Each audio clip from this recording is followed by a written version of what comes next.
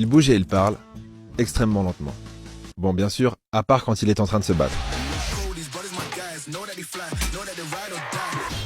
Regardez cette scène et voyez par vous-même comment le fait de bouger lentement convie le sentiment que vous êtes parfaitement à l'aise et en confiance. La valeur d'un bien provient de ce que quelqu'un est prêt à payer pour l'obtenir. C'est une belle somme.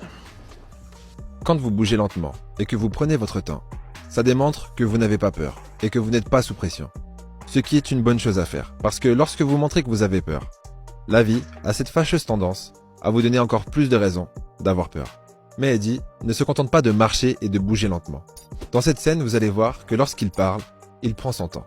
Et il s'accorde même des temps de pause en milieu de phrase, ce qui le rend d'autant plus captivant. Rien dans la vie ne vaut d'être vécu sans une pointe de danger.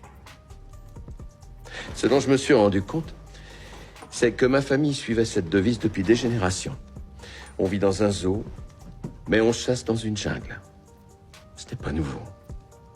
On pense souvent que nous devrions parler le plus vite possible pour éviter que les gens se lassent de nous écouter, ou que de faire un temps de pause serait prendre le risque qu'on nous coupe la parole.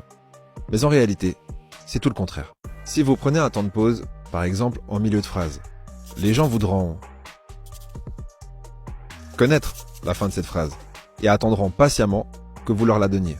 Comme l'a si bien dit Voltaire, le meilleur moyen pour être ennuyeux, c'est de toutes heures. N'en dites pas le plus possible, mais quoi que vous disiez, dites-le de la meilleure façon possible. Malgré tout, le contenu de ce que vous dites a aussi son importance.